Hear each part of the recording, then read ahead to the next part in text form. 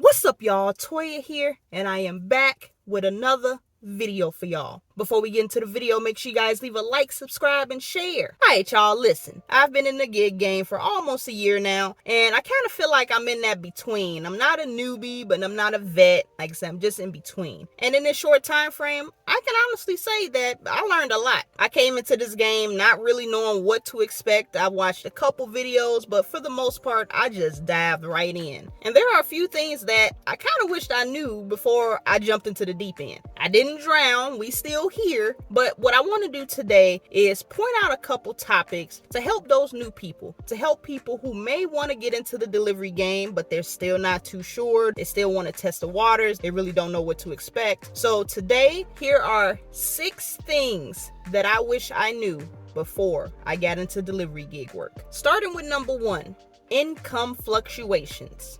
Now, if you got a regular 9-to-5 job, most of the time when you're working, you're guaranteed to get paid for the amount of work that you're doing. Most of the time, right? So if you're scheduled to work 40 hours that week, you get paid for 40 hours that week. If it's only 20 hours that week, you get paid your 20, and so on and so forth. This is not always the case with delivery gig work. Let's just use Amazon for an example. When I started doing Amazon Flex, this was right around Black Friday time. So I saw a lot of opportunity, and I was like, yo, this is great. Look at all these blocks I can pick up. This is a lot. I can make a lot of money, right? And after Black Friday, after Christmas, it started to slow down a little bit. So yeah, depending on the time of the year, that can have an effect on how much you're going to be bringing in. Like I said, Black Friday, Christmas, tax time, kids going back to school. All of that affects the delivery gig economy. And that can mean more or less opportunity for you depending on how things are fluctuating. Maybe there's a change on the back end with the app. They're lowering pay, they're raising pay. And keep in mind, you don't get sick days. You don't get paid holidays and nothing like that. So if you don't want to work that day for whatever reason, it's bad weather, you got sick, you got hurt,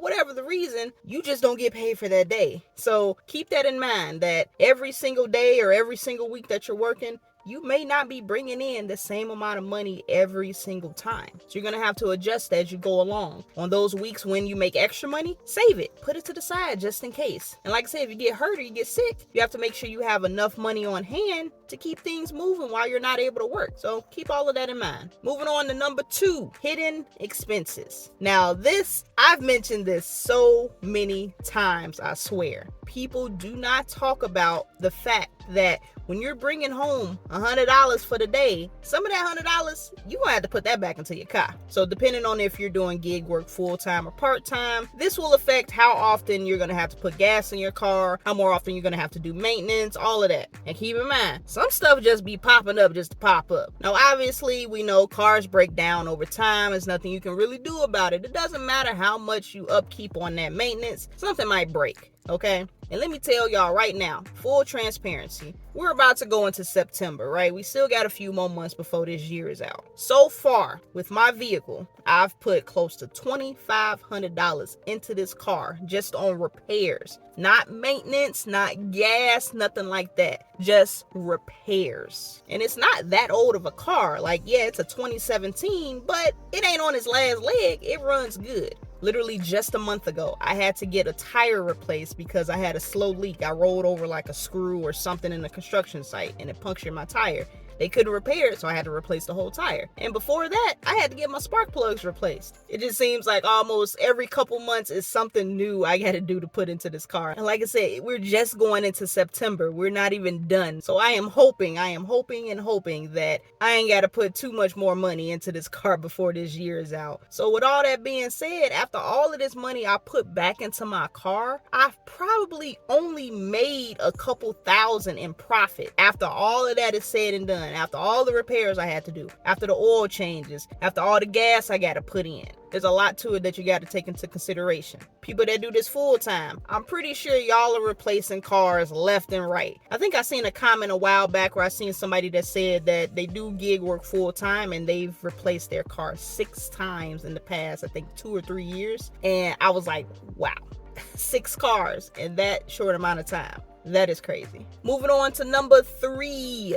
physical demand. Now, this is going to vary depending on the delivery gigs that you do. Now, if you're just doing food delivery, the most that you're going to be doing is getting in and out your car to go to the restaurant or go drop off the food. Not as demanding, but it adds up. You're doing a lot of walking depending on how many deliveries you're doing on a daily basis, right? There might be some other gigs that you do that might require a little lifting, a little bit of strength. So you want to make sure that you have the proper equipment, because if you don't have a partner helping you with this, if you got something that's quite heavy, you might want to have yourself like a dolly or a wagon. Literally, those items have come in clutch for me so many times. I had a roadie order one time where somebody ordered a bike from Walmart, and it wasn't necessarily heavy. It was just a big box, just a big clunky box, and that isn't anything that you can just carry normal, right? Another occasion, another Walmart order, I had a car battery.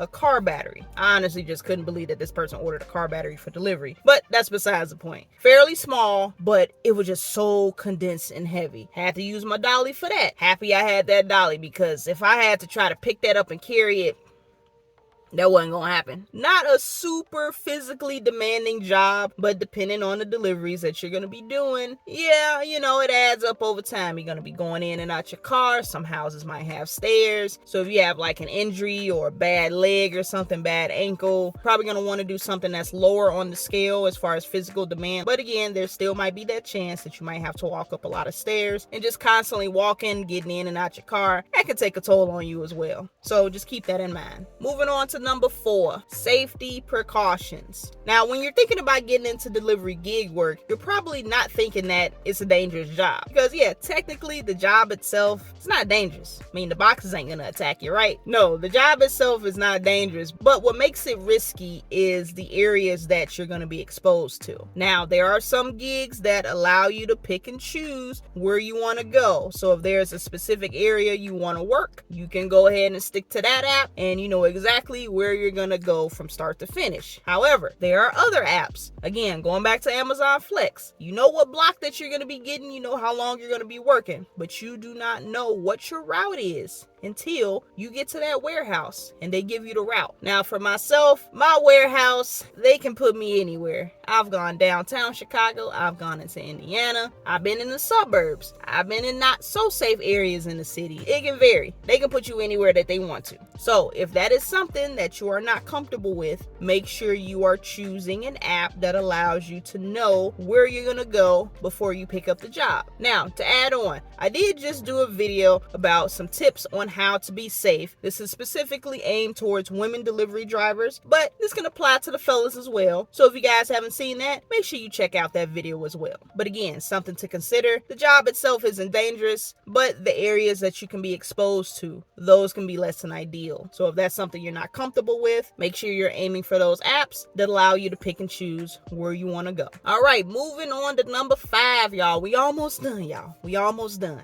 Time to talk about them good old taxes. Something else that a lot of us don't think about. I honestly didn't think much about it until I had to go ahead and report my earnings for Amazon Flex. Just like how I mentioned before with those hidden expenses, what you're bringing in as profit, that ain't all about to go into your pocket. So yeah, you pay for the stuff for your car, and then you got to make sure you have some set aside for taxes just in case, right? Now, this is also a topic that I touched on in a separate video. So if you guys haven't seen that, make sure you check it out. So yes, guys, you have to pay your taxes on your delivery gigs, okay? Now, don't worry. If you tried out an app and you didn't like it and you only made like $100 or so, 9 times out of 10, you won't have to report those earnings. But typically, if you made over $600 with that company, they will send you the forms that you need to file those taxes. So just be on the lookout around tax time, January, February. So if you see something from them, you got to file it. And last but not least, balancing work and life. Now, this is something that some people struggle with on a regular basis with just their regular 9 to 5s. Depending on the type of job that you have, maybe you got to meet deadlines. Your boss asks you to stay late and work on this paperwork. They need you to stay some extra hours because somebody called off work, stuff like that. But it's a different level when it comes to gig work work-life balance. Now, going back to what I said in the beginning about how the income fluctuates, there have been a lot of times where people have worked the same amount of hours just to be paid less. So if you got some bills due at the end of the week and you realize, man, I am short $200-$300, you gonna be like, yo, I gotta go ahead and put in the work. And then you start staying out so much later just trying to make those ends meet. And then at that point, you gotta start asking yourself, is it even worth it just to make a couple $100s? Now, if you do decide to stick around, make sure you're still spending time with your family, making sure that you're taking care of your own physical and mental health. You may put a lot of pressure on yourself because you are the only person that can bring in this money. Like I said, you might end up working 10, 12-hour days sometimes. And I know some people do that already, but that don't make it right. We should be working to live, not living to work. But regardless, make sure that you're doing everything that you can to maintain good physical and mental health. But yeah, guys, that's pretty much it. So what did you guys think about this list? Do you think there are some other things that newbies should know before coming into the gig game? Let me know in the comments. But I'm gonna go ahead and get up out of here, y'all. I hope you guys enjoyed this video. I'm gonna catch you guys on the next one. And as always, stay safe out there and keep grinding.